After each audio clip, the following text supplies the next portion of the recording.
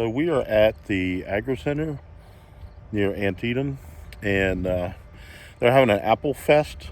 I got sunflower seeds in my mouth, so I'm kind of, but it's pretty cool because they got all these old cabins and stuff, and each building has a different aspect to it. So there's like a doctor's house, and then there's a cobbler and broom maker, blacksmith and cabinet maker. So we'll show you around a little bit. Stay tuned. All right, so we're out front of a log cabin church. And what's your name? Gene Elliott. Gene? I'm a volunteer here. Gene's going to tell us all about this church. Pretty cool. Okay, this is a United Brethren Church. The old log church was located off of Mount Talbot Road, west of Hagerstown. And what you'll see here is two doors. The ladies went through the door on the right, the men went on the left, even if they were married. And that's the way it was back in the old days. They came here from Germany originally and settled in this area and throughout the eastern United States. And then it has served generations in the area and for more than 200 years. Wow. And when they first got this, they had wood siding over top of the logs. So it just looked like a wood frame building, but it was in bad shape. And so they built a new church, and then they said they went to sell the church because it was in bad shape to try to put a new roof on it and fix it up. That a fellow was going to buy it, and the word got the neighbor and said, wait a minute, the guy was going to take it apart, take it to Garrett County, make a log cabin out of it.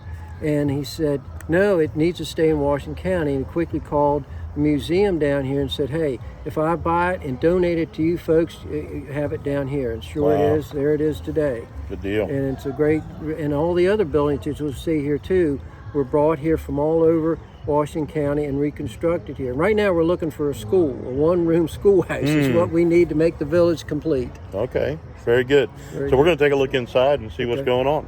Thank you for sharing. All right, nice to have you here today. Okay, so here's the outside of the church. There's the ladies' door, and there's the men's door. You can see it's truly a log cabin. We go inside. You gonna sing for us? I would play the organ, except that they're having music up there. Oh, okay, I got you. When they take a break, then I'll play a little bit. There you go. Well, you could have both. I don't think it would interfere. I don't think it would, but they prefer I not be so. Yeah. So if you notice, there's a big tie rod connecting the top of the walls to help hold the walls in place. And that is original to the church. Then that's original. Yes. Are the light fixtures original? No, well, they are from another church, but they're. Same era? I'm sorry? From the same time frame? Yes, yes. Of course, the ceiling's been replaced. Yeah, if you peek around the corner here, you can see two steel tiles back there. And that used to be on the ceiling. The kind of ceiling that they have. And then when they moved it here, then they put this type of ceiling in. Thank you. You're welcome. We're walking down the road here, and there's all kinds of different buildings in here. It's like its own little village. There's log cabins everywhere. Here's the broom maker and the cobbler shop. And here's the doctor's office, which I'm sure you'd really be reluctant to go there with the like Civil War era doctrine. And we've got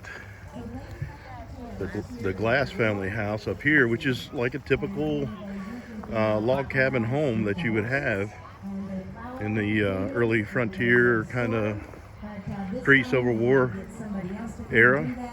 We'll take a quick look in here so you can see. Here's the bed. It's a rope bed, right? And that's where the saying "sleep tight, don't let the bed bugs bite." You would have to tighten up your ropes every night before you went to bed. And then we're going to go in here. So you've got your fancy washing machine, clothes wringer, got a wood stove, wash basin, and this is it. This is your kitchen living room area, and then you have the bedroom. And of course, it's got a space above where you would have other you could possibly have another bedroom or whatever, but this is kind of what life was like. And I think that's a stairwell going up to the top. Either that one, probably that one there. That door back there is a stairs going up. There's the Shank and Spickler. I don't know what's in there. There's the cabinet shop.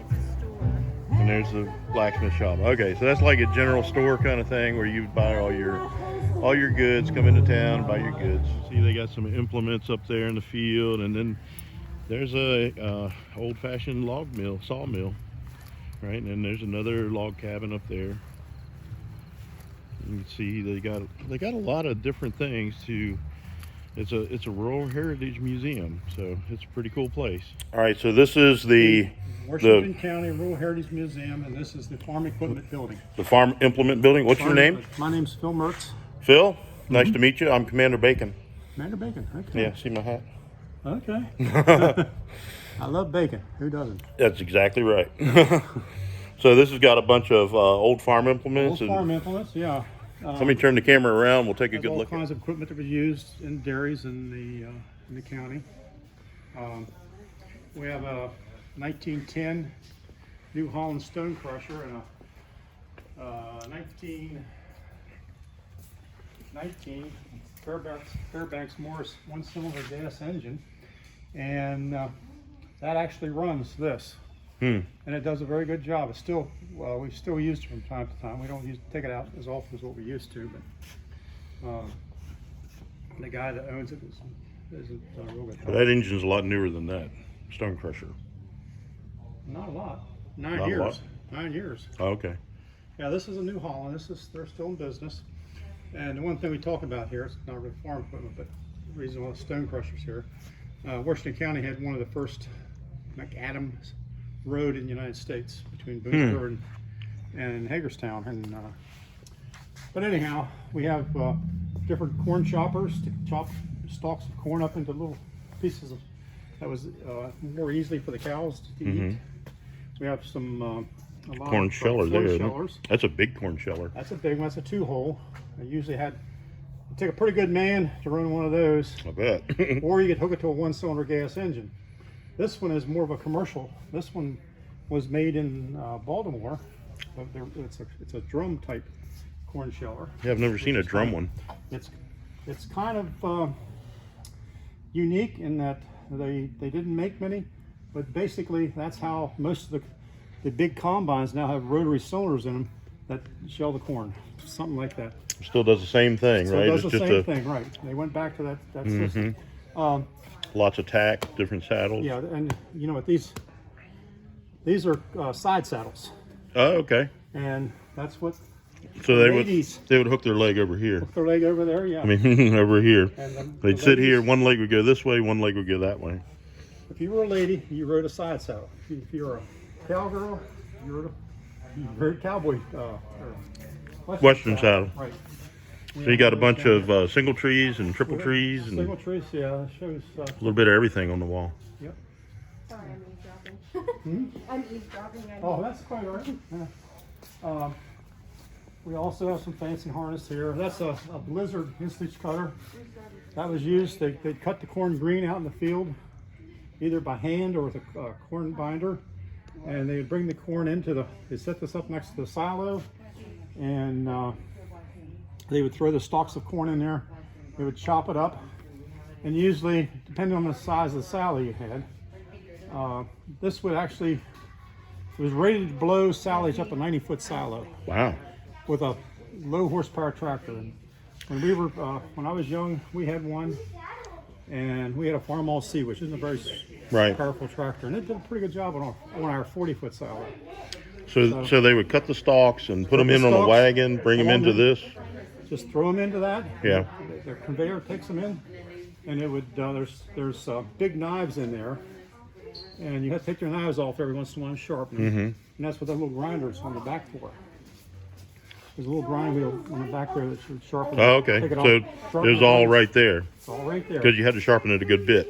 Yeah, well, not a good bit. Depending on if you hit a stone or something. Occasionally, if some mud or something would get on a stalk of corn and accidentally get into the machine. This was a very important invention back in its day. Cyrus McCormick started building these back in the early 1830s. It's called a reaper. Before they had reapers, they used the mowing, like a scythe, to cut their wheat with. They would come along and they had a rake. They would rake it on little piles. They would take several pieces of stalk, wrap it around and tie it in a bundle. And that's the way they make shocks. And they would dry the shocks in the field and then haul them into the barn for either thrashing. And that's a different kind of mowing scythe with a catcher on it, right? A cradle. The cradles came out probably in the late 1700s.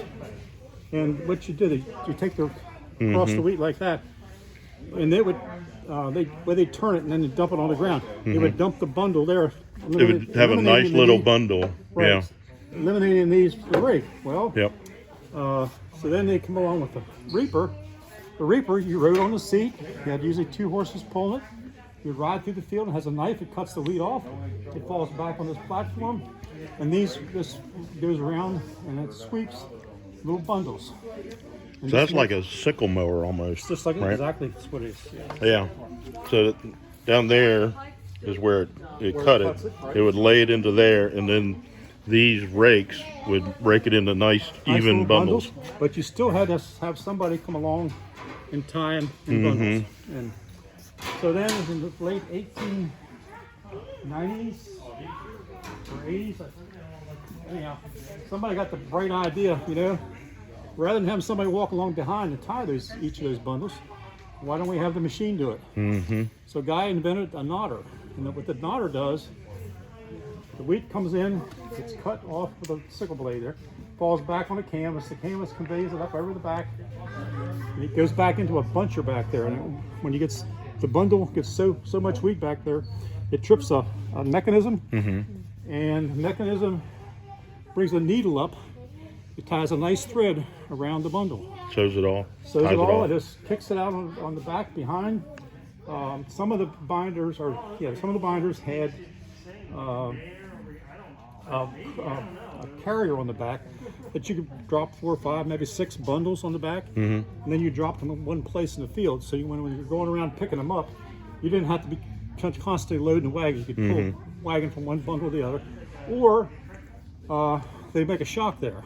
And the shock, the reason why they cut the corn, they grain the wheat.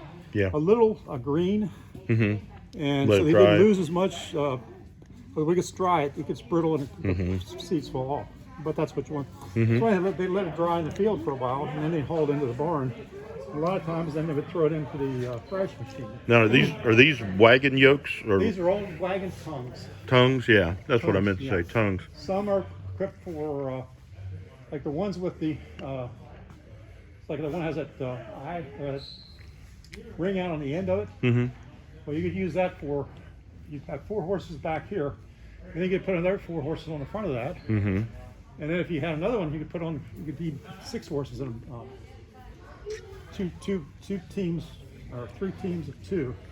Is what you could pull with, like a heavy wagon or something that you really, like the Conestoga wagon next door. That's what they would use. But we'll continue along here on the wheat. We'll keep on the outside.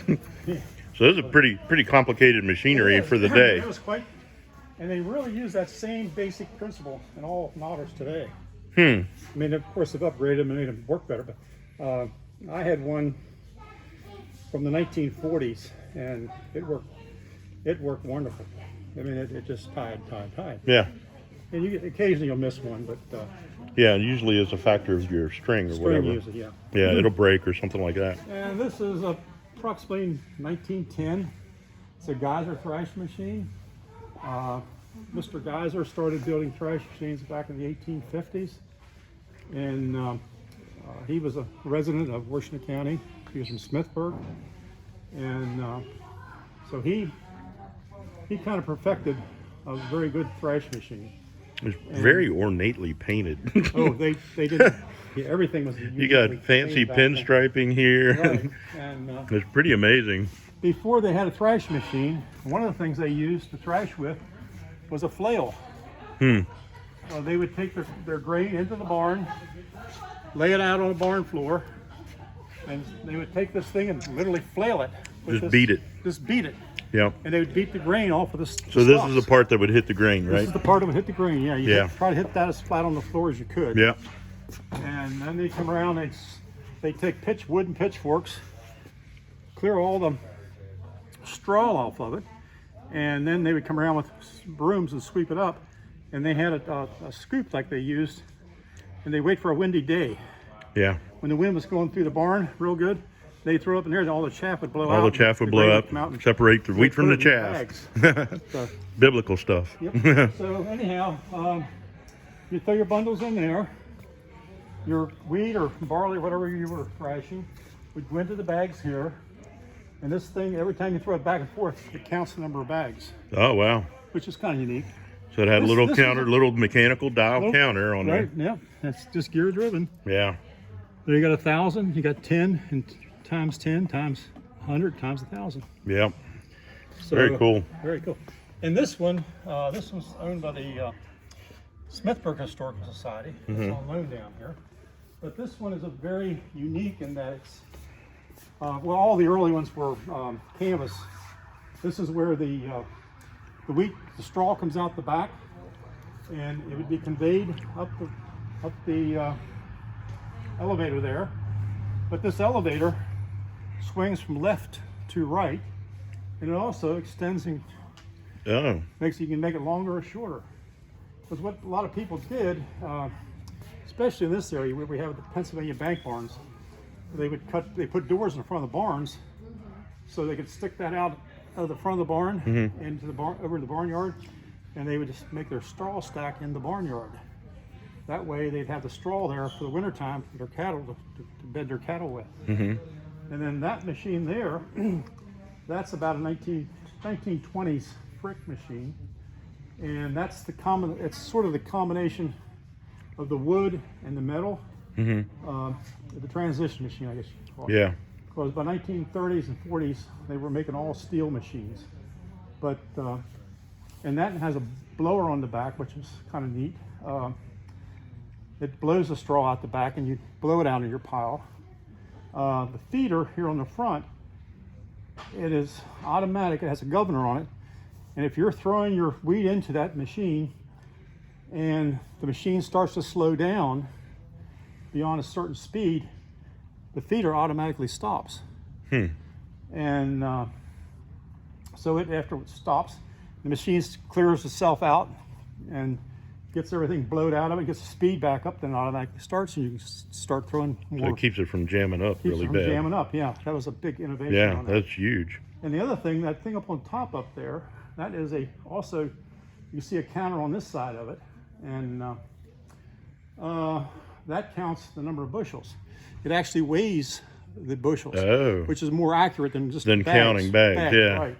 It was your grain varies in a bushel is a certain amount of weight of grain, and your Not volume. Not volume. But the bags would be volume. the bags would be This volume. does weight. This Yeah. does weight. Yep. Cool. And, just a little. So you got some little models of like a Yeah. sawmill here. One of our members here, his father-in-law used to have a steam engine that he used, and we have pictures of him. Okay. He was a sawmiller, and he did thrashing with these Frick thrash machine. He had a 1916 Frick engine.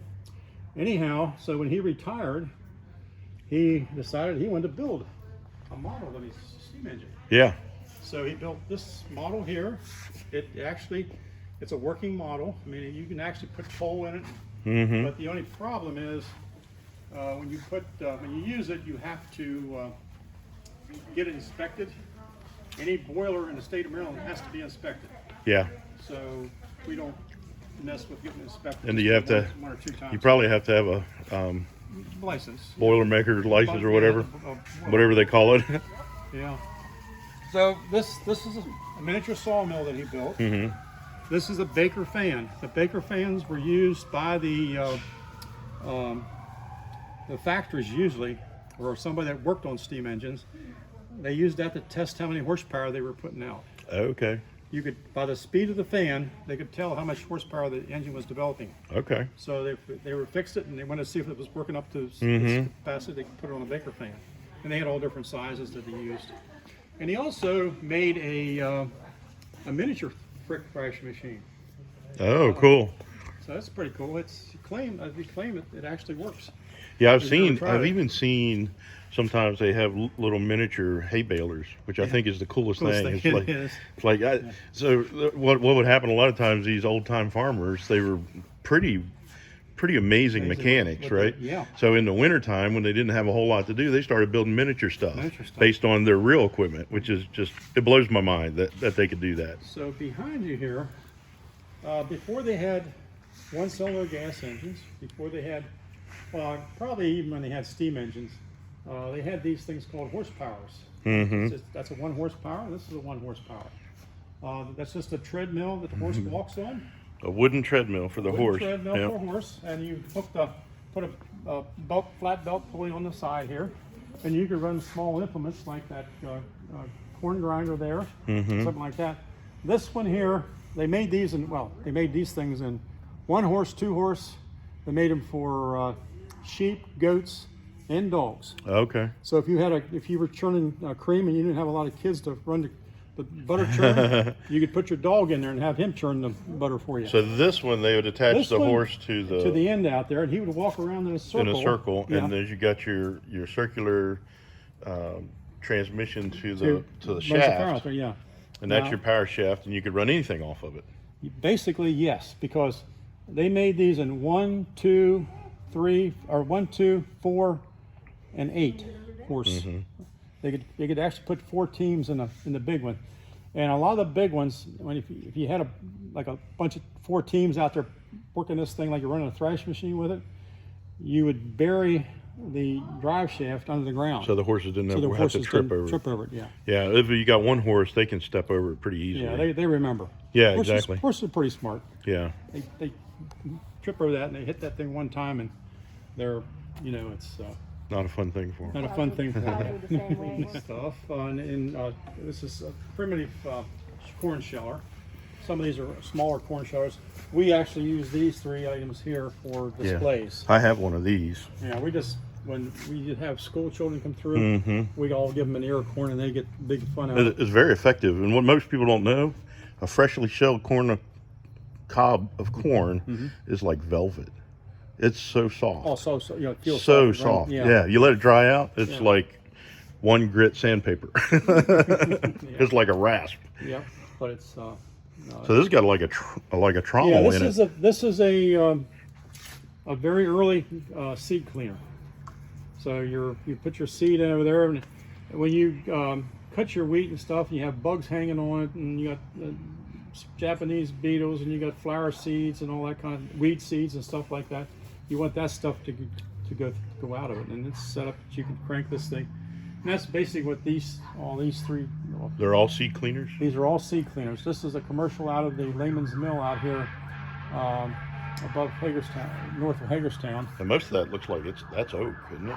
It looks like it's made out of Could oak. be. Yeah. That big one, the commercial one. Yeah. And these are just ones that farmers would have to clean their own seed Mm-hmm. because they were going to use them.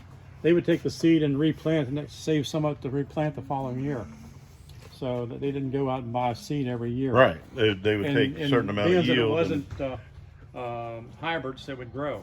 Yeah. It So- wasn't genetically modified. Right, and or anything like wasn't that. patented or anything Yeah. like that we have today.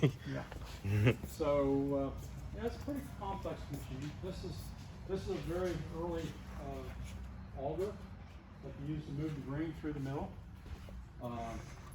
And this is also out of the Lehman's Mill. Yeah, this is something like a local craftsman could easily Oh, yeah, put they could- together. I could put that together. But now these were also out of the mill, and the truck's also out of the mill, or came from the mill. That's a cool looking old truck. It's a 34 Dodge, 34, 32, one of two. But anyhow, and apparently Lehman's bought this truck new, and they used it in the mill the whole time until one of our members bought it, and then we had it repainted. The paint wasn't all that great on it. Yeah. You can figure. I like the color of it. That's kind of the original color. Yeah. As far as we know, that's the original color. The fenders and the doors and stuff, but it's got the famous Suicide doors. yeah. No power steering. No. You got to have big burly arms to Yeah, drive that thing. saw you yet. Yeah. Hey, Claire. How you Hi, doing? Phil. How you doing? Good. So I recognize a lot of this equipment. So you got know what that is? that's a lard press. That's a lard press. Or sausage stuffer. You can do a lot of different things with it. Yeah. When it's a lard press, you use that basket, Right. and that helps strain the lard, and you keep the cracklings in it. Right. So you got your kettle to render your lard, and then you take that and dump it in there and then press it out. Press it out. Yep. And you got smaller sizes. I've actually got 2 of these. That exact same thing, yeah.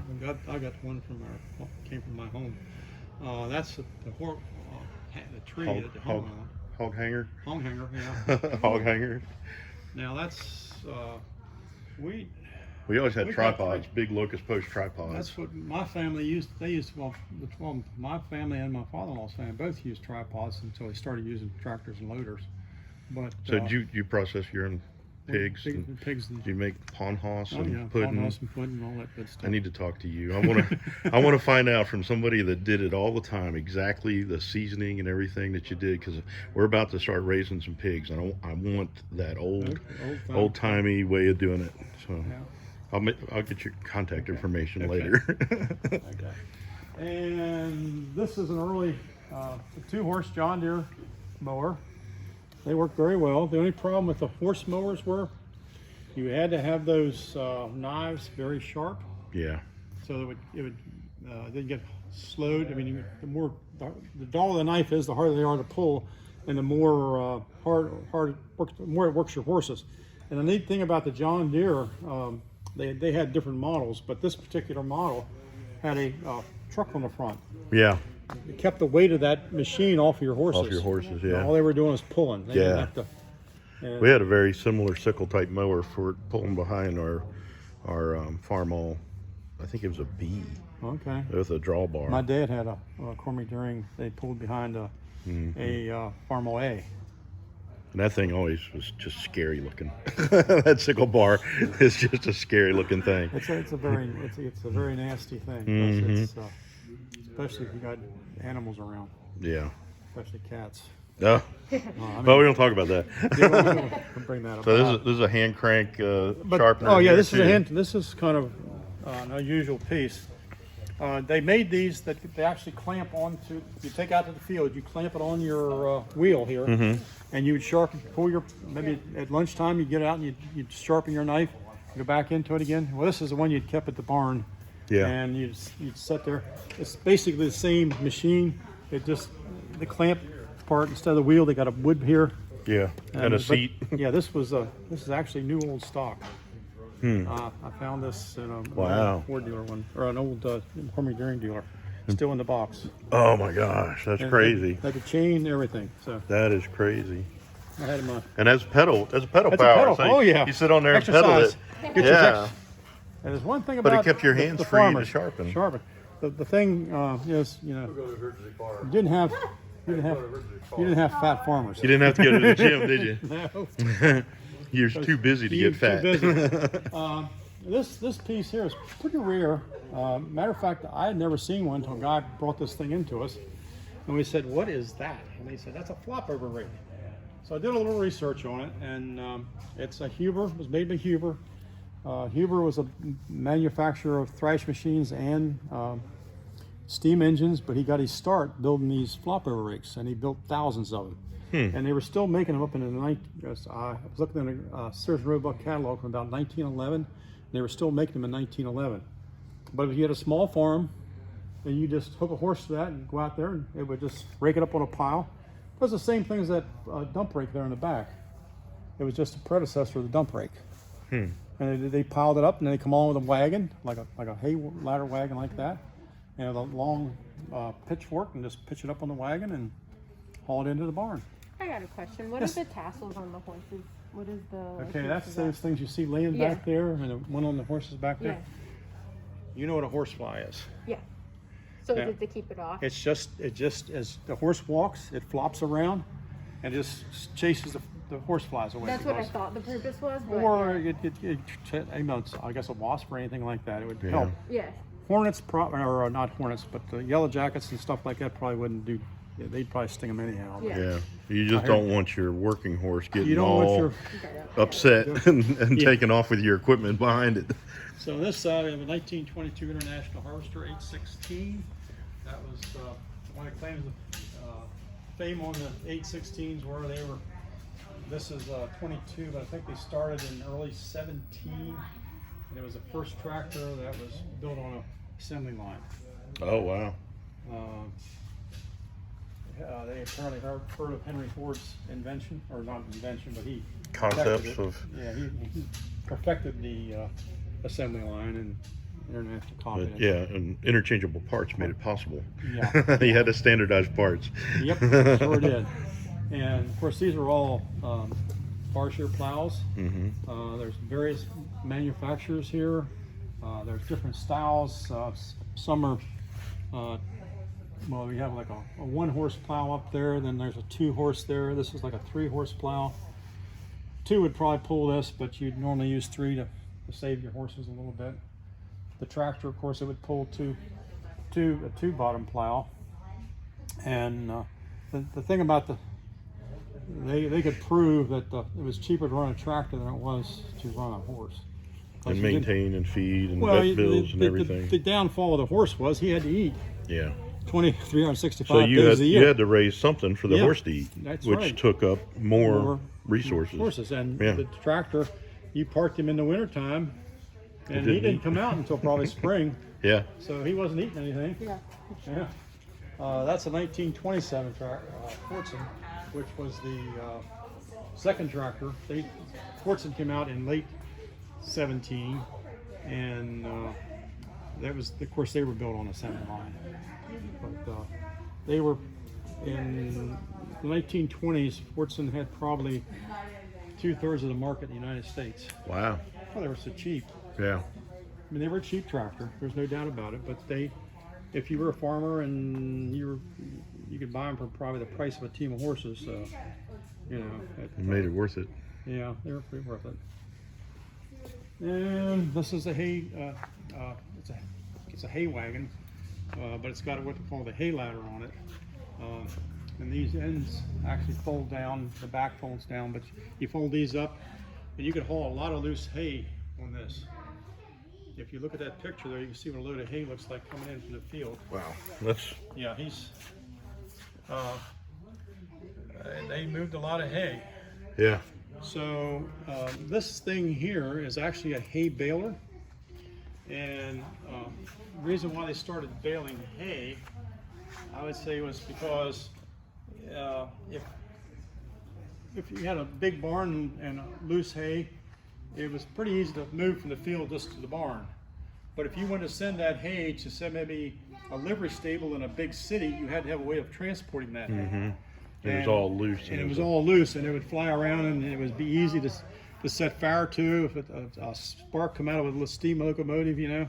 So by compacting it and putting it in and wrapping wires around it, they were able to ship a lot more hay in a smaller space. more efficiently. More efficiently, yeah. And so this was, and the neat thing about these hay wagons, they were all pretty much the same size. The width was about the same, and in just about every wagon shed I've ever seen, they had winches in the top, and they would use these in the summertime. They would winch the bed off. They would take the running gear out, and they'd put the box on it Oh. for fall when you were picking up corn maybe in the field. Yeah. Or so you'd move the running gear from there to there. They didn't have 5 different Multiple wagons. They just had maybe 1 or 2 running gears at the most. Yeah. Or if it's the winter time and really winter, they could also put the bobsled runners, under and use that to whatever they could use that for hauling corn in out of the fields, because a lot of times they had shocks in the field. And they wouldn't get them all the corn husks off the shocks until winter had set in. This is a spring wagon. This is what I call the pickup truck of its day. My brother still has my granddad's. He bought it new in 1917. But that was what you'd use for small jobs. We used it for picking up potatoes. We used it for picking up, going out to fix fence and that kind of stuff. Would you go into town and get supplies or something? We didn't, but you would have You back in could've? those days. Yeah, you'd take that. A lot of people, a lot of families, like farm families, didn't have buggies. Right. Buggies were kind of a luxury item. That's the And fancy a farmer, folks. that's had the them. farmer, the fancy. Or if you were a well-to-do farmer, you might have a buggy or a big buggy. Yeah. But if you were just a small farmer and you had 4 or 5 kids, all the children could sit in the back, and you could go to town on Saturday night and get some supplies, or pick up your coffee and your sugar and that kind of stuff, and haul it home. Or fabric. Fabric or whatever you want to do. Yeah. Yeah. So, and this is just a big. And they call it a spring wagon because it's Has springs got- on it, and they got ride. springs. They ride very smooth. I you mean, can see the springs underneath. we had when my brother got my granddad's spring wagon. My dad put a tractor tongue on it, and we would use that, like I said, for like picking up potatoes and stuff. But if my cousins would come up out of Baltimore, and we'd have a family get together, we'd hook the horse to it. And we had a mare that we would hook to it, and we'd take rides out through the back the lanes and out through the fields. It's just a fun thing to do for the kids. Yeah. So this has got spring Springs? suspension. Yeah. This and has got a has spring seat. Right. Now the only thing wrong with this wagon is we don't think that seat belongs on there.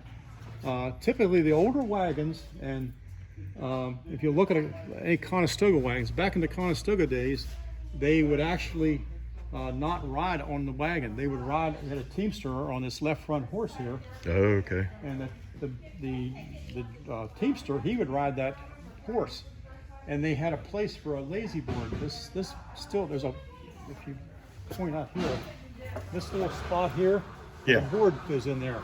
So we figure this is an old bed, although the running gear is not really old, but it was probably a freight wagon at one time, Okay. more so than a farm wagon. But most freight wagons became farm wagons. You Okay. understand what I mean? Yeah. Because this, we know this wagon. Okay. This There's is the your lazy board. Yeah. So your lazy board was for your helper. You Yeah. always had maybe a teenager or kid that would go along, and his job was he would either walk along beside the wagon wherever they're going, especially if it's a freighter, and he would. If he got tired, he could sit on the lazy board. But when he came to a hill or something, there's supposed to be a brake arm come up here on this, Okay. and he had a chain on that, and he would pull it to put the brakes on going down a hill. Or he Okay. would get off, and if you go down a really big hill, you had chains like this you wrapped around here to drag the wheels. Okay. And that was his job to put that chain on back there. So the teamster wouldn't have to get off the horse every time they had to stop. Because around this area you got a lot of hills. And, Yeah. So this running gear is a Schwab running gear. We know that Jonas Schwab, that the name is actually painted on the back of it. But Jonas Schwab was fought in the Civil War, and after he got out of the Civil War, he went into the blacksmith business and then started building his own wagons and stuff. And his great grandson was here one day, and he was telling me, wow. yeah, that running gear is mine. But he said that wagon is really a lot older. So we figured that's an old freight wagon off of something that he used on a farm wagon. Oh, excuse me for just a minute. Yes, here. We have And there are a lot of orchards in Washington County. at one time there was just about every farm had an orchard, and depending on towards the last part of the 19th century and the early part of the 20th century, I mean, there was a lot of orchards in Washington County, big orchards. Smithberg Smithberg got was a big tons still. tons, yeah. And this one actually, we got this one from Clopper's orchard, although I don't think it was originally used in the Clopper orchard, but it dates back to the 1890s grader, and it's a pedal type grader that operates the shafts or these actually turn these spools like, and then your big apples go off the bottom, and then the smaller ones come off the ones back here. Yeah, so it's tapered. So Yeah, that and that's a smudge pot back there. You lit that when you expect frost. frost, yeah. And Keep your trees from freezing. we have this is a cider press, an early cider press that's a copper kettle, and it's a sprayer. And of course these are, back in those days they tried to raise the biggest apple Tall trees. So you got a could. big wooden And you ladder. can see that ladder. Oh my goodness, Can you imagine going up a tree with something like that? Yeah. that's pretty tall. Yeah, now they try to grow short, well-producing trees. Yeah, short and broad, Short and broad. Yeah. easier to pick. And we have a few apple boxes here from Apple crates, various yeah. orchards in the county. We don't have them all, but Yeah, by any stretch of the imagination. But yeah. A lot of people confuse the lard presses with like a apple- fruit press. French Like, press, yeah. no, it's Yeah. just- yeah, I think you could, but it wouldn't be near as no, good. it wouldn't be as good. And over here we have some planting equipment. That's a fertilizer or lime spreader. This is a 1-row corn planter. This is a 2-row corn planter. And we also have a 2-row up on the end up there. Now that one up on the end, I think the seeds were dropped by hand almost. They had a lever they had to keep operating back and forth. Okay. So this one actually dropped it. But now you see these little rollers on the end here? They were used for a chain. There's a chain there and there's a chain under the seat. So they would actually pull into the edge of the field. They had one of these stakes here like this on the post, and they would stick that in the ground. They'd hook the chain to that, and they'd drive to the other end of the field. And as they would, and then they would put that chain behind these wheels there, and there's that thing that has 2 fingers stick out. Well, these chains have knots on them, and they're about 40 inches apart. So what they did when they drove back, then they would drop maybe 3 kernels of corn every 40 inches, and in a row. So when they got done the field, he had to move that every time you go to the end. They had to move it over, and then they turn around, they go back, and they move it over again, and they turn it and move. So you can imagine how time. That's a lot of work. was. Yeah. So and the reason for that was they believed that they had to plant their corn. They didn't use chemical fertilizer or chemical weed killers. Right. So if you don't use chemical weed killers, you have to get kill it. your weeds. So Yeah. they plowed their corn, for weeds with a cultivator. They went this way between the rows, and the rows were 40 inches apart this way. So they go this way. So they had to plow the field twice Yeah. to get all the weeds. Yeah.